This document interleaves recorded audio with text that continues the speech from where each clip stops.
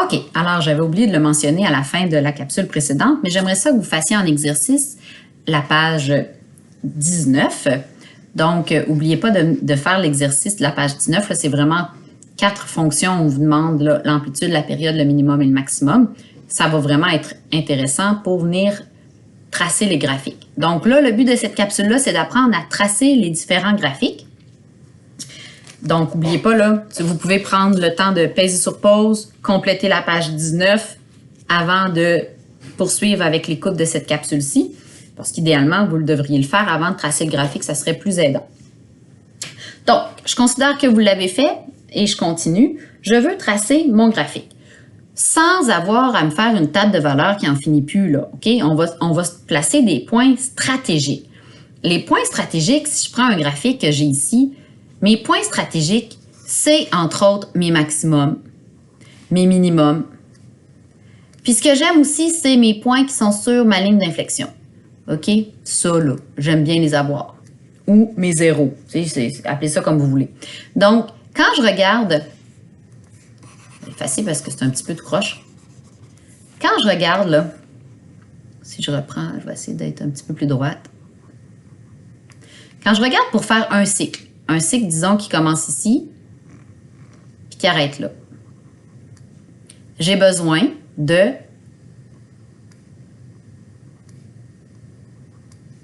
5 points stratégiques. Un départ, je pourrais ne pas le compter, là, mon point 0, mettons c'est mon départ. Puis ensuite, je place les 4 points suivants. Et c'est comme ça que je vais avoir mon graphique, au moins un cycle. Après ça, je sais que tout le reste est pareil. Donc, si je ne compte pas mon point de départ, si je ne compte pas celui-là, ben j'ai 4 points stratégiques à placer. Un sommet, 2 zéros, appelons-les des zéros comme ça, c'est les points qui sont sur ma ligne d'inflexion, puis un minimum. Alors, c'est pour ça que c'est important de comprendre ça là, parce que vous allez voir là, tout à l'heure qu'est-ce que je fais pour choisir ma graduation, etc., etc. Pour que ça ne soit pas trop long quand même de faire un graphique, mais qu'il soit assez précis. OK. Alors, j'ai besoin, avant de faire mon graphique, de certains détails, dont l'amplitude. Alors, mon amplitude, c'est la valeur absolue de A, donc ici, c'est 1. J'ai absolument besoin de ma période, parce que je veux savoir, ça va prendre combien de temps avant de faire un cycle. Donc, c'est 2pi sur B, donc 2pi sur pi sur 2, ça donne 4. J'ai besoin d'un point de départ, mon HK, qui va être égal à 4,1. OK. Alors, avec ma fonction sinus, si mon A est positif, ça veut dire que mon HK précède une montée. Donc, avec une fonction sinus, j'ai mon HK qui va être sur ma ligne d'inflexion. Ça précède une montée parce que mon A est positif. Ça va donc ressembler à ça. Les points stratégiques. Je vais donc avoir besoin d'un max, d'un 0, d'un min et d'un 0. OK? C'est ça les 4 points que je vous disais que j'avais besoin d'avoir pour pouvoir faire un cycle complet. Donc, je vais le noter ici. Je vais le noter comme ça. Donc, ma fonction, vu que c'est une fonction sinus avec un A qui est positif, ben mon cycle, je vais placer mon point de départ. Ensuite, je vais avoir mon point de départ va être sur un 0. OK, j'aurais pu mon point de départ, là, il est ici sur un 0. Ça s'en va à un max, ça revient à un 0. Ça s'en va à un min, puis ça revient à un 0. Fait on pourrait prendre là, 5 points. J'ai dit 4 points tantôt, mais on pourrait le compter quand même aussi, notre point de départ, parce que ça va être notre HK. Ça va peut-être être mieux de prendre 5 points. Donc, si je prends mon cycle comme ça, je vais partir avec mon point de départ. Ça va être mon HK. OK? Ensuite, ça va être suivi d'un maximum. Je vais revenir à un point qui est sur ma ligne d'inflexion. Je vais l'appeler 0. Et je reviens à un minimum pour avoir fait Donc, je pars de mon 0, je m'en vais à un max, puis là, je reviendrai à mon 0. OK? Alors, j'ai comme toujours 4 ou 5 points là, importants. Là, je reviendrai à mon point de départ. Alors, si je veux maintenant le tracer, comment je vais faire ma graduation? Bien là, ma graduation ici, je sais que mon K est vis-à-vis -1. Que mon maximum, mon amplitude, mon max, je vais prendre mon K, qui est vis-à-vis -1, j'avais une petite erreur, -1 plus 1, donc je vais être à 0. Mon min, qui va être à -1, -1, lui, il va être à -2. Fait que il ne se passera rien dans mon premier cadran. Fait que je vais être ici dans le négatif. Alors là, pour pas que ça soit trop pogné, je vais mettre ici -1, puis ici -2. Donc, comme j'ai une fonction sinus, je pars mon premier point sur ma ligne d'inflexion. Et là, ça va monter, ça va descendre. Bon, OK. Ce que je fais maintenant, c'est que je prends ma période. Ma période, je la divise en 4. Parce que je le sais que j'ai 4 moments importants. Soit que je compte pas mon point de départ puis que je compte mon dernier 0, ou soit que je compte mon point de départ comme étant un point important. Mais au global, là, j'ai 4 points importants. Fait que c'est pour ça que je prends toujours ma période puis je divise ça par 4. Donc là, je vais faire encore des bonds de 1, ben des bonds de 2.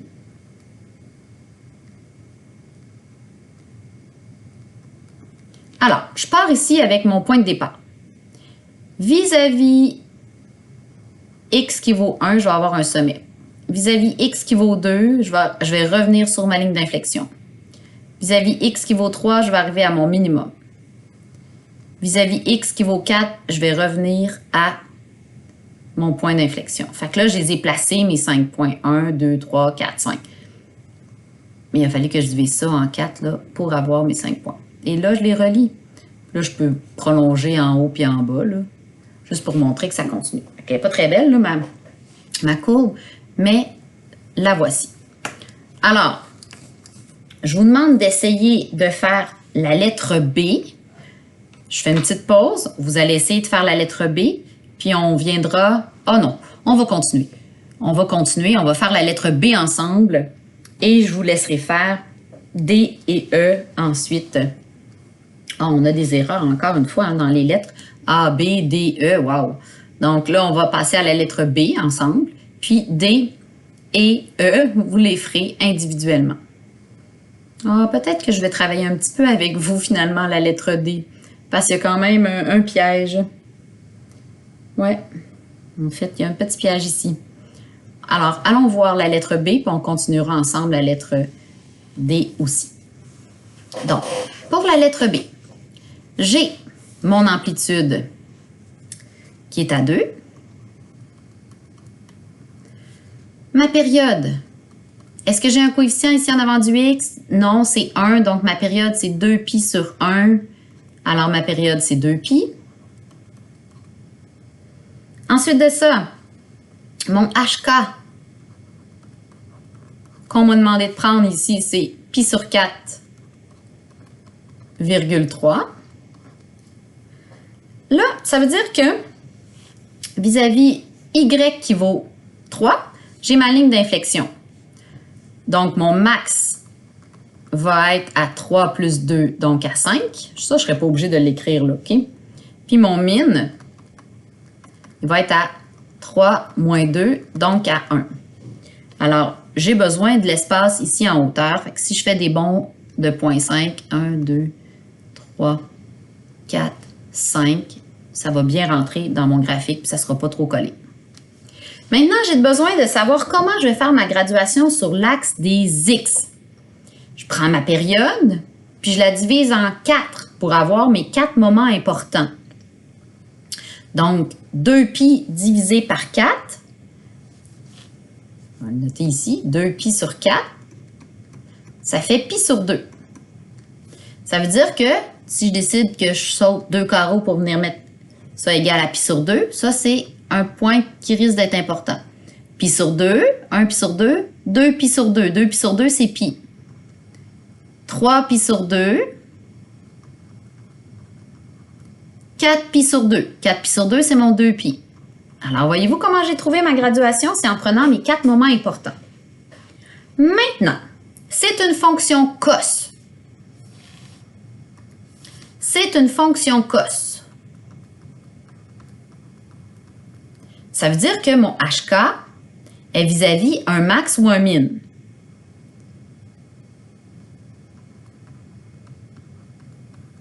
Donc, vis-à-vis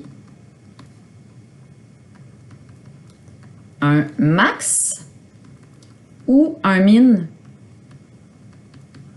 Qu'est-ce qui va me permettre de décider? C'est la valeur du A. Le A, il est négatif. Donc, ça va être vis-à-vis un min. C'est important tout ça, là. Alors là, je peux venir placer tout de suite mon HK qui est à pi sur 4. Ah, pi sur 4, c'est entre 0 et pi sur 2. Donc, pi sur 4,3. 1, 2, 3. Ça va être vis-à-vis un min. Donc, ça, c'est sur ma courbe. Je vais venir mettre ici 1, 2, 3, ma petite droite d'inflexion.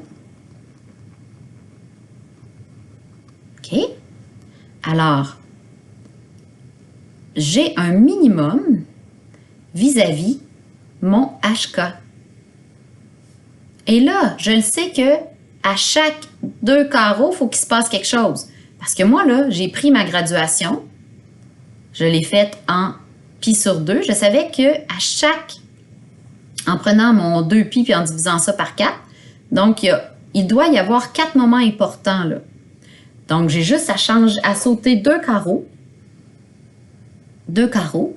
Et là, je remonte. 2 carreaux. Et là, je vais atteindre mon maximum. 2 carreaux. Je redescends. 2 carreaux. Je vais être à un min. Voyez-vous? Partez avec votre point de départ. Puis, on savait ici qu'on devait avoir une période de 2 pi. Donc, ça veut dire que pour me rendre à une période de 2 pi, je devais sauter un carreau après mon 2 pi. Et là, ben, je l'ai. Là, je peux peut-être me faire des points dans le négatif ici aussi. Donc, voyez-vous ma courbe, à quoi elle va ressembler?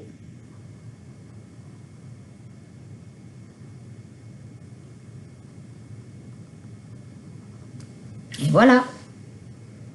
OK, on va en faire un autre ensemble, parce que c'est pas facile. J'en ai un autre ici. Quel est le piège, à votre avis? Très important, on n'a pas la forme canonique. OK? Donc, pour commencer, il faut trouver la forme canonique. Je vais le faire au-dessus. I de x va être égal à 5. Et là, cos, on doit mettre une demi en évidence. Une demi, il va rester x moins pi sur 2. Parce que pi sur 4 divisé par une demi, ça fait 2 pi sur 4, donc il reste pi sur 2. Plus 2. OK? Ça, c'était très, très, très important. Piège, OK? Très gros piège. Alors, maintenant que ça, vous l'avez, on trouve notre amplitude. Mon amplitude, c'est 5. Mon B, c'est une demi, donc ma période qui va être égale à 2 pi sur B. Donc, 2 pi sur une demi, ça va me donner 4 pi. Alors, si je prends mon 4 pi divisé par 4, il faudrait que je fasse des bonds de pi. OK?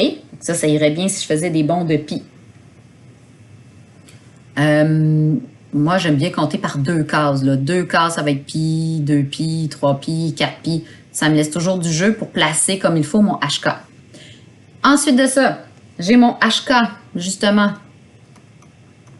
qui est à pi sur 2, virgule 2. Il sera vis-à-vis un max. Parce que c'est une fonction cos dont le A est positif. Ma ligne d'inflexion est à 2, puis mon amplitude est de 5, donc je dois me rendre jusqu'à 7. Alors là, si je gradue par 2, ça ne marchera pas. Fait que je vais graduer par 1. Ça vaut 1. Ma ligne d'inflexion, elle est vis-à-vis mon K, qui vaut 2. Mon amplitude est de 7. Fait que là, de 5, je veux dire. 1, 2, 3, 4, 5. Fait qu'ici, ça va être mon max, mais là, j'ai pas fait ma graduation sur l'axe des X. J'ai pris ici mon 4pi, je divise ça par 4. Donc ça va être pi. 2pi. 3pi. 4pi. Ça veut dire qu'encore une fois, à chaque 2 carreaux, il faut qu'il se passe quelque chose, selon ce que je vais partir. Je pars vis-à-vis pi sur 2. Donc, pi sur 2, c'est en plein entre 0 et pi. Puis là, je monte à 5. 1, 2, 3, 4, 5. Point de départ vis-à-vis un max. 2 carreaux plus loin, il faut que je sois revenu à mon 0 ou bien ma ligne d'inflexion. 2 carreaux plus tard, je dois être vis-à-vis un min. Mon min, là, je prends 2, j'enlève 5, donc je suis à moins 3. Moins 1, moins 2, moins 3. 2 carreaux plus tard, je reviens sur ma ligne d'inflexion. 2 carreaux plus tard, je reviens vis-à-vis mon maximum, etc. Là, je pourrais faire 2 carreaux ici, je reviens sur ma ligne d'inflexion, etc. J'en ai assez là, pour tracer ma courbe. J'ai au moins un cycle complet. Puis là, ça continue. Voilà. Alors, je vous laisse faire en exercice la lettre E ainsi que votre devoir pour bien saisir toutes les subtilités dans la façon de tracer vos graphiques. Et voilà.